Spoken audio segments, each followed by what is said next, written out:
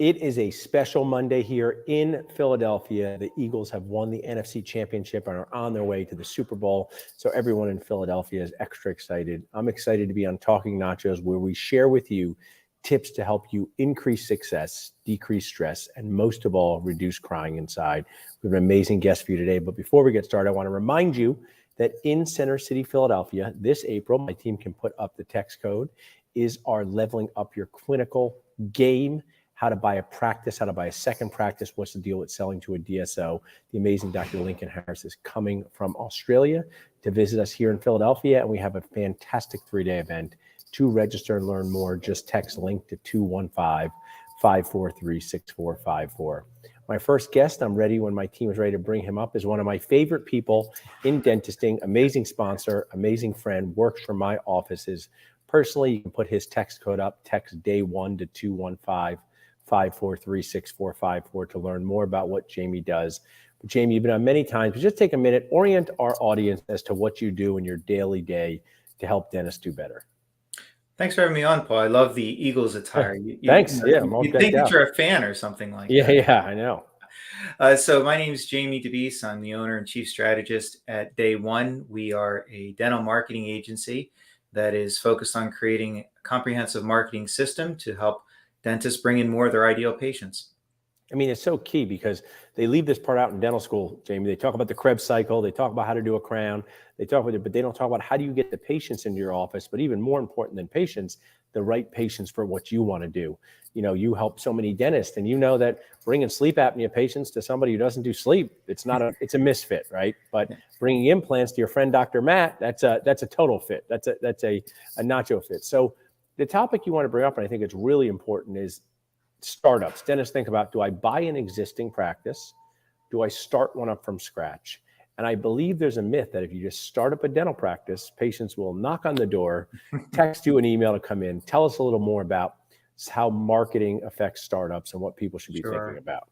Sure. Well, so you've got your traditional startup that is just, there was nothing there, and now you're opening up a dental practice. I'm also going to add to that, when you are buying a practice that has had no website, no marketing, no digital presence, where the previous doctor built his or her practice in a different way and is now transitioning. So now you're coming in and there's not really a system in place. So I'm going to kind of lump those two together just for the conversation. Yeah. But particularly when there's never been a dental office at the location, it's really critical to start having a plan for marketing before you open up the door. We work with far too many practices that are open for a month, 2 months, 3 months, and then they're like, okay, now I can breathe and I can start bringing in marketing.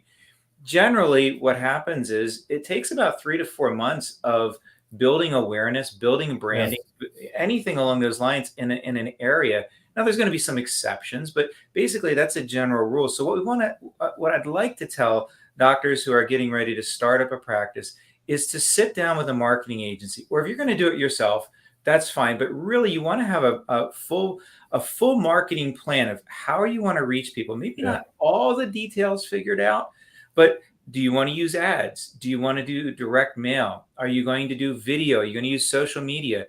Building that website, getting that up and running. So the website is really one of the key factors in getting up and running. We really encourage our docs to have a website up at least 90 days before you're going to open. Maybe it doesn't have all your contact information, but at least something, because then you can start search engine optimizing that, building awareness around the fact that you're the new kid on the block in a sense. Yeah. And so, if you don't do that, it's going to delay even reaching out to more people. A group from my childhood, Jamie, they're all like in their 50s now, but the new kids on the block. But one thing I want to kind of interject is, and I don't think I would have thought about this years ago. So you're saying, let's say someone says you're going to open your practice on June 1st, right? March 1st, get your website up so people are paying attention to it. What are some other ways you've seen dentists, you help dentists build this awareness before their open day? I know my dentist people, Jamie, they're very literal. So they go, if I start marketing on April 15th and someone wants an appointment, what do I do? I mean, I would say just collect this attention. Say, we can't wait to see you. But what are some of these things people do in the pre-open stage? Sure. In the pre-open stage, you're just like any other business. You're working on making sure that your systems are operational and that you're kind of testing them. It's Yeah. almost like doing a stress test. So building a website, getting it up and running, at least the home page to introduce who you are, picture of you. Maybe you don't have your full team worked out yet, but at least a picture of you, maybe a picture of the office if it's presentable. I mean, Yeah. hopefully at that point in time it is. And so just getting awareness. So that lining up a photographer for when you finally do Yeah. have a team, or having a photographer come in and just take pictures of you and a pretend patient, in a sense, just so you have some content to use. Making sure your social media channels are set up. Yeah. Facebook, Instagram. If you're going to do anything on YouTube, set up a YouTube channel. If TikTok is your thing, setting up, getting those things in place, and then beginning to build the awareness. Perhaps the most important place that you need to do is make sure you get your Google listing set Cool. up. This is the type of thing that, although the website is absolutely critical, Google looks at their Google listing as one of the most important aspects of how they're going to determine whether to show you in results or not. And so Yeah. if digital marketing is a part of your overall marketing strategy, start that right away. Start getting content, start thinking about how you can train. I would love to start seeing doctors make it a regular part of their practice where once a week, if they're not huge into social media, at least once a week, you're getting someone on your team to take a picture of you, of Yeah. team members, something that's original content. This is not so much a problem with younger doctors, but it seems to be more of a problem with doctors who are much more well established, and it just hasn't been part of their systems. And I don't know why, Jamie, most of the things that you do on social media can be done for Dennis' favorite F word, not fail free. Because, Yeah. while you help our office with all kinds of SEO and we use your marketing services, many of the things you do through Instagram on your stories can just be fun stories you post. And I mean, sometimes I even look at my own phone. I post one on Pennington Dental. I see 87 people looked at that. We were doing evenly, which was our clear liner. So I think what you're sharing is such fundamentally important things that are not enough owners think about. And then, this isn't to scare, but to aware. Why do they regret it later, Jamie? What happens if they don't do this? Well, the biggest thing I think that isn't really taken into consideration for a lot of docs when they're opening up the practice is marketing is not it doesn't work immediately. Yeah. Well, let me change it. It rarely works immediately. There's this repetition, there's building, there's trying to gain that visibility online. And so there's a time factor that's involved. It is a marathon in most cases for marketing. Certainly, there's going to be an exception, but for the general rule is if you don't have at least 3 to 4 months of marketing in place, you're beginning to fall further behind. And for many practices, they're starting up. That 3 to 4 month lag is extremely detrimental for their overall growth. Yeah. Something else that I'd love to see doctors doing is making it a priority that when they're going to when they're going to do their marketing, that they have budget that they are absolutely setting Right. aside.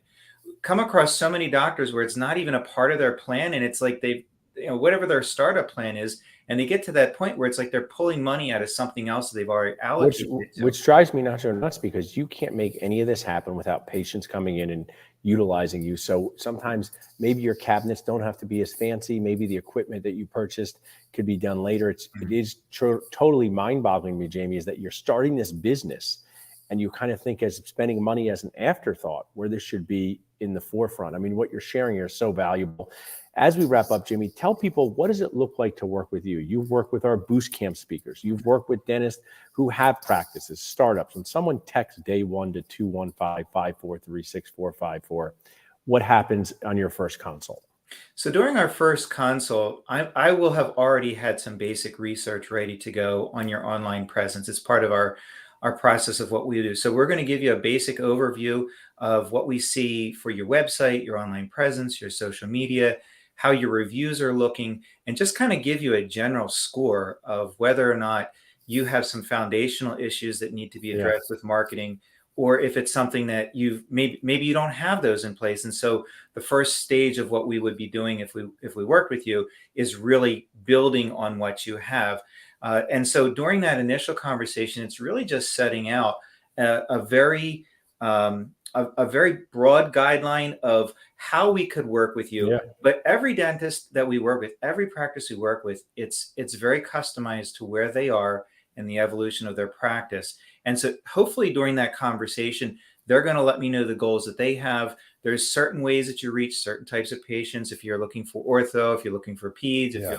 if you're looking for restoration, whatever that is, there's certain ways to go about doing that. And if that's what the doctor is looking for, then I can let them know then this is what a plan would mostly be focused on for you. Yeah, I love that. I mean, you should say your dentist, you're treatment planning their success in a customized way. We do that for patients. No two teeth are the same, but there's trends, right?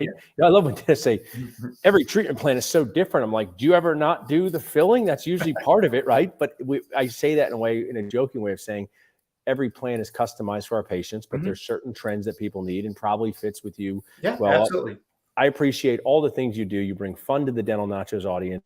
You help dentists cry less inside by bringing them great patients to their practice, just like ours. And thanks so much for joining us, Jamie. Thanks, Paul, for having me.